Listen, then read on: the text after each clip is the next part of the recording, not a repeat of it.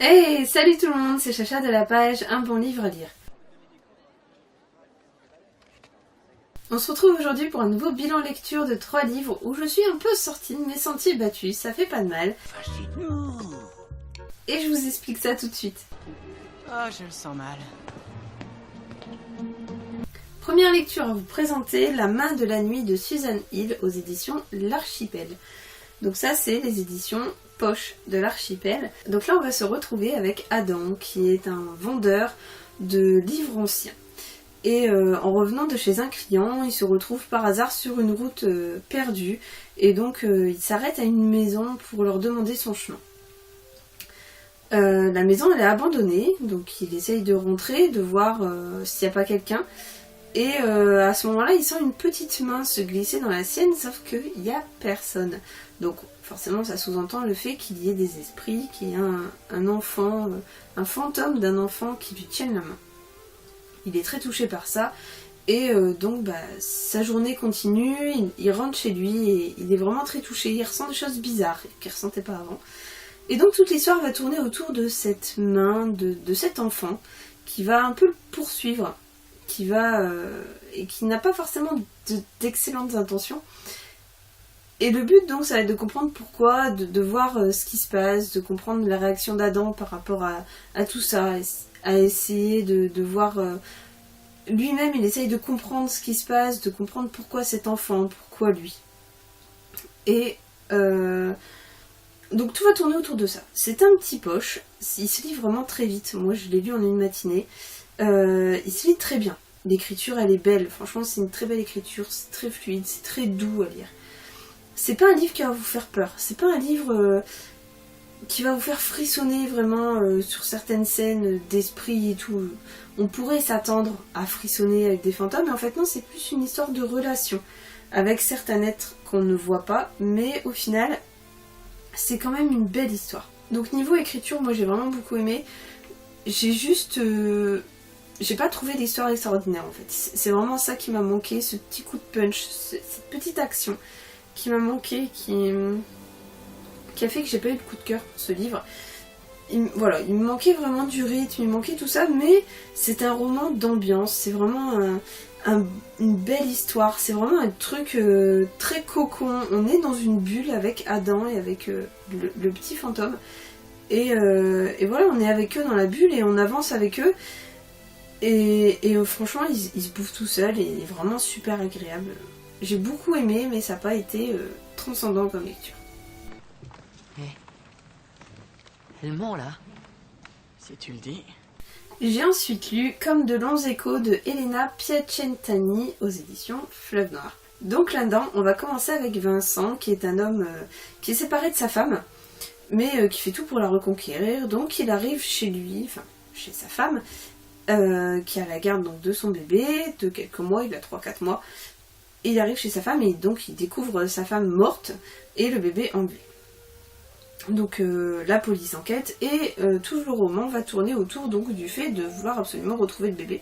Forcément, le mari est soupçonné parce que c'est le mari, c'est toujours le premier soupçonné, ils étaient en dispute, ils étaient peut-être en instance de divorce, et puis est-ce qu'il dit vraiment tout?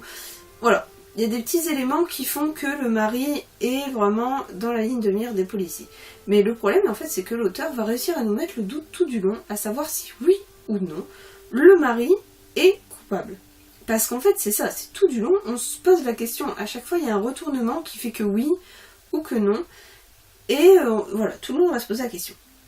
On va se retrouver avec une flic qui a un caractère vraiment très garçon manqué, très trempée, très froide.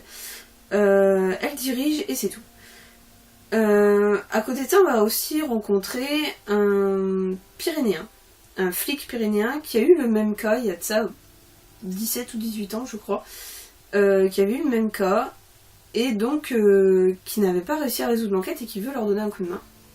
Donc on se retrouve avec ces deux filles qui ont des tempéraments mais complètement opposés. Et donc on va enquêter sur cette disparition, on va essayer de retrouver le bébé. Ça n'a pas été pour moi une lecture très extraordinaire. J'ai eu beaucoup de mal avec les personnages qui sont tellement hyperbolés qu'on n'arrive pas à s'accrocher à eux.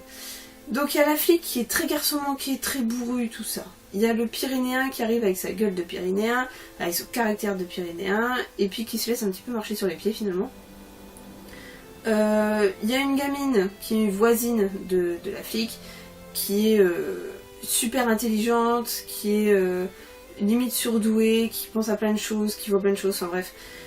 C'est des caractères qui sont tellement extrapolés qu'on n'arrive pas à s'identifier à eux, et du coup j'ai eu vraiment du mal avec cette histoire. Après il y a aussi le fait que ça n'est tourné qu'autour du bébé, de la recherche du bébé. Je m'attendais peut-être à un peu plus d'action, un peu plus de... On a l'impression que eux-mêmes, que même les enquêteurs sont un peu perdus dans l'histoire, et que le dénouement n'est même pas grâce à eux, que c'est été un coup de bol. Donc du coup ça... Moi ça m'a vraiment un peu embêtée parce que j'aime ce côté flic, j'aime ce côté enquête, j'aime le fait que les flics mènent l'enquête et qu'ils arrivent à trouver des preuves et qu'ils nous emmènent sur des fausses pistes et tout. Mais là c'était trop... ça tournait trop autour du père et du bébé, je sais pas. J'ai pas réussi à rentrer dedans comme j'aurais voulu. Et je trouve que c'est dommage parce que ça aurait peut-être creusé d'une autre façon, ça m'aurait peut-être un peu plus plu. Donc voilà, pour moi ça n'a pas été hyper transcendant. Je pense qu'il y a vraiment une qualité d'écriture quand même au niveau de l'histoire. Il y a vraiment quelque chose de bonne qualité. La façon dont c'est amené tout ça, il y a de la qualité. C'est juste qu'au niveau de l'histoire, moi ça l'a pas fait. Ça l'a vraiment pas fait, c'est vraiment dommage. Ça n'a pas été une lecture complètement négative, hein. J'ai apprécié de le lire. Par contre, j'ai mis un peu plus longtemps que prévu parce que j'avais du mal à retourner vers le livre, à me dire tiens, je veux connaître la suite. Ça m'ennuyait un peu et du coup, ça m'a un peu freiné. Mais c'est vraiment dommage parce que je pense qu'il y a vraiment un lectorat pour ce genre d'histoire. C'était peut-être pas pour moi. Dans tous les cas, le livre est bien écrit, c'est une belle écriture, ça suit bien.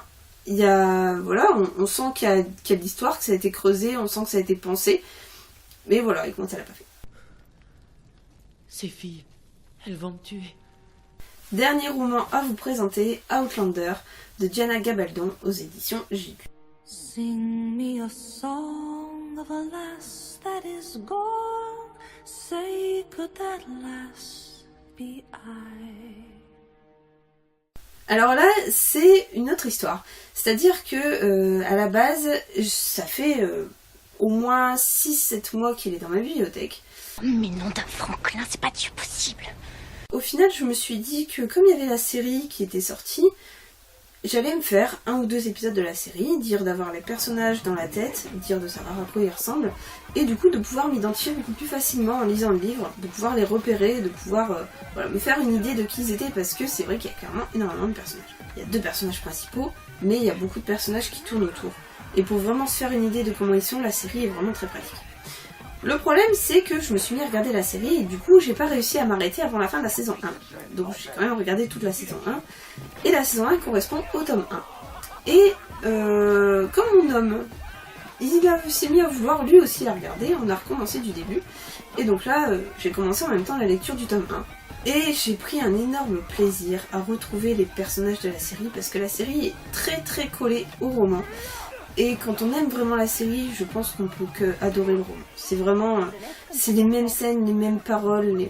Voilà, il y a vraiment un tout, une ambiance géniale qu'on retrouve donc entre le roman et la série.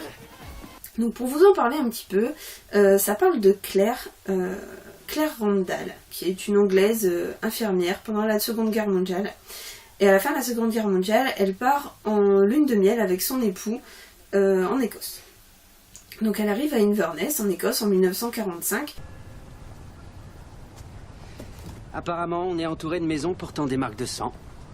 Peut-être que Pharaon a dit non à Moïse et que l'esprit de mort va circuler dans les rues d'Inverness cette nuit et n'épargner que ceux dont les portes sont marquées avec du sang d'agneau. Tu es peut-être plus près de la vérité que tu le crois.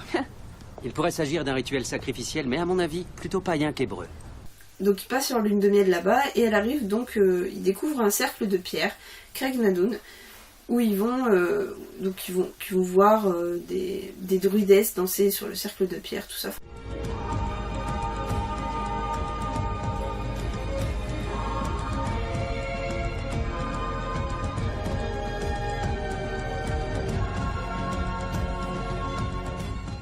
En fait, Claire revient toute seule pour cueillir des fleurs et elle touche les pierres.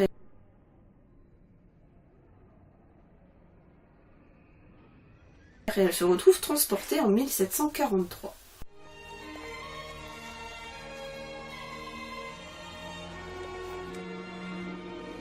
Le château de Léoc. En 1743, au niveau de l'Angleterre, c'est pas, y a une guerre entre les Écossais, entre les Highlanders et les Anglais. Et on se retrouve donc vraiment embarqué avec cette infirmière qui a un franc-parler, qui est vraiment très têtue, qui a son caractère. Et elle rencontre donc l'arrière-arrière-arrière-grand-père de son époux en 1945, qui est vraiment malsain, tordu. Je pensais pas trouver pire que Ramsay Bolton dans Game of Thrones. Et au final, je pense que le capitaine Blackjack Randall de Outlander, il est pire que Ramsay Bolton. Et donc dans Outlander, on va suivre, donc là dans ce premier tome, on va suivre les aventures donc de Claire, qui se retrouve entourée d'Écossais.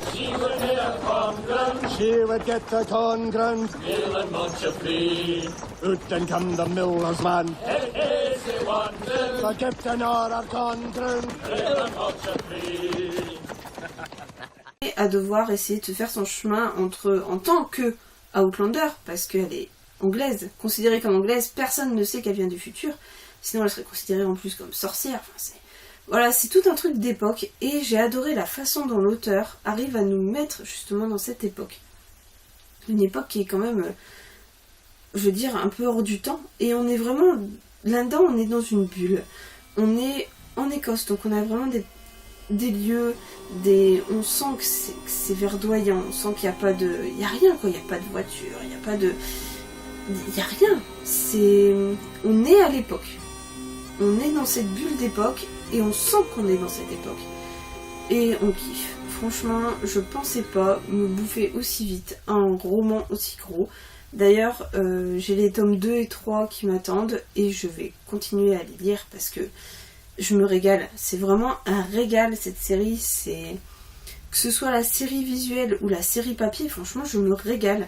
Ça me sort de ce que je lis d'habitude. C'est un dépaysement complet. Ça fait un bien fou. Ça fait vraiment un bien fou de lire autre chose. Et pourtant, il y a de l'action. Et voilà, elle n'hésite pas, elle mâche pas ses mots, elle les envoie se faire foutre. Elle leur dit merde. Enfin, voilà, je veux dire, elle mâche pas ses mots, donc il y a vraiment du caractère. Nom de Franklin, c'est pas Dieu possible. Et je pense que le problème, c'est qu'il y a peut-être trop de préjugés sur cette série. Donc voilà, moi je suis super contente de vous en parler, parce que c'est vraiment un truc qui m'a énormément touchée. Je pensais pas autant adhérer à une saga, mais je suis complètement embarquée dans toute cette histoire. Je sais que dans les tomes suivants, après ça part aux États-Unis et tout, donc vraiment ça part dans tous les sens. Vous allez voir, ça va... Voilà, je vous le conseille. Franchement, Outlander, je vous le conseille. À 300%. Moi je suis en plein kiff dedans. Voilà. Lisez-le, regardez la série, vraiment regardez la série avant, je vous le conseille parce qu'elle est très proche du bouquin donc vous allez rien perdre et ça va vous permettre d'avoir vraiment cette notion de personnage, de les reconnaître, de les identifier plus facilement. Une excellente lecture. Un gros coup de cœur pour moi, Outlander. Adieu, Sassenard. Voilà, mon bilan lecture est terminé. J'espère peut-être vous avoir convaincu à lire au moins la saga Outlander, surtout si vous aimez ou si vous avez des trucs à dire, n'hésitez pas, dites-le, laissez-moi un petit commentaire et abonnez-vous. On se retrouve très bientôt sur la chaîne Un Bon Livre à Lire. Bye bye. On ne vous retient pas, nous n'avons plus besoin de vos services. Merci.